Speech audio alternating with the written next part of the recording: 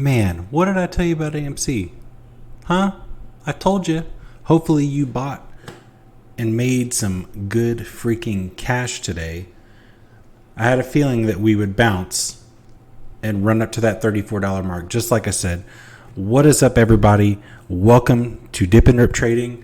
Again, I am your host, Jerry, just here to give you some more technical analysis on ticker symbol AMC. Today is August 13th. It is currently 8:25 p.m. in the evening, Central Standard Time. I am here to start breaking this thing down, giving you a little bit of a technical analysis standpoint on where I think we could go next Monday, where we finished on the day today, and kind of where our next levels of support and resistance are going to lie. Other than that, it's going to be pretty quick and simple, and then I will be releasing some other technical analysis on other ticker symbols that I will be posting later this evening as well. Let's get this thing rolling.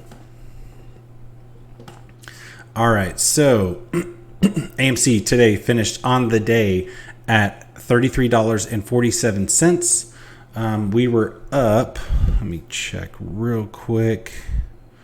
For some reason, my Webull settings are not pulling up like I want them to. All right, AMC. So we were up a total of 40 cents, 1.21% on the day. And then the after hours, we were up another 3 cents, 0.09% in the after hours. Overall, pretty solid day. You can tell based on the last 3 trading days, a pretty similar pattern of a stair step up, which, hey, any consecutive days that we're getting a consistent run up, that's good news for me, especially when shorts are continuing to increase their position and that short interest of free float continues to go up, as well as that cost to borrow rate.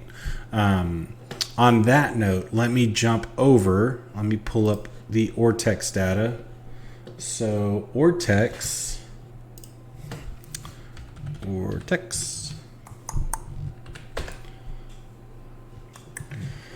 So on the day, AMC had a pretty much a net neutral day. Current short interest or free float is just over 19%. We had just over 2 million return shares and 1.9 million borrowed against it for a net borrow change of 160,000. Overall, though, so we had a little bit of a drop in utilization. So that basically, I honestly just think that there were some folks that had some shares borrowed. They didn't short them. They just gave them right back. Now, the cost to borrow did go up roughly a little over 6%. Same thing with the days to cover. We still increased on the shares on loan. We're still currently just under 112 million. The percent of free float on loan is 21.83%. Estimated short interest to free float is currently sitting up 22% at that 19.03, and the exchange reported short interest is currently 85.85 million. I do know sometime next week we should be expecting the next batch of the failure to delivers from the end of July. Currently, we only have up through where's that? We only have up through July 15th or so. So again, we should get the next batch here sometime next week. And I don't know if you guys are aware, but we basically get it reported every 15 days of the previous 2 weeks prior. Let's see. So where I could see AMC rolling. So right now, we are currently respecting this ascending level of support here on the chart. This little golden box right here is just kind of where I am foreseeing our Fibonacci retracement zone. Should we break this ascending level of support here? We are currently setting higher highs and higher lows. So we are currently in what I call an ascending channel, which is something that's good to see. Basically just means we're bouncing up and down between support and resistance in an upwards trend. What I also like to see is the fact that the 15 MA, here, let me jump over. I typically like to look at the 3-minute chart. So the 15 MA is currently trading over both the VWAP and the 200 EMA. And again, remember how I have said in previous videos, typically when that 15 MA is trading over the VWAP, as soon as it breaks that, we typically get a pretty good move.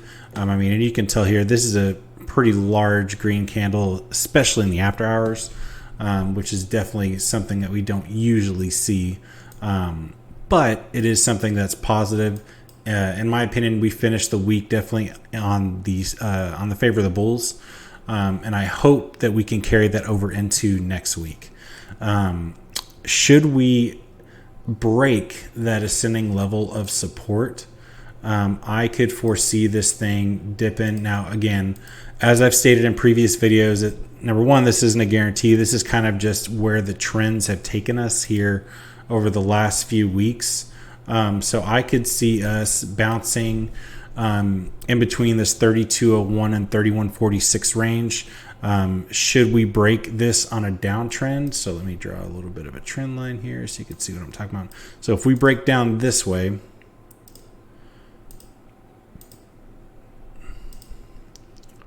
draw it down arrow. Come on.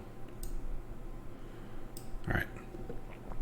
So should we break down this direction, okay, towards this Fibonacci retracement zone, AMC tends to either hover around the 61.8% retracement and then bounce, or it usually tends to consolidate. Now, again, it's not a guarantee. Every now and again, we do break through that zone, which again is just going to be a re-evaluation of support and resistance at that point.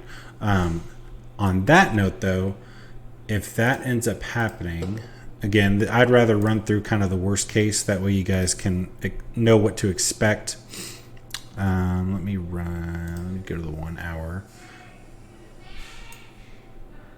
All right, so we have a level of support at 3206, which again is right at the beginning of that Fibonacci retracement zone.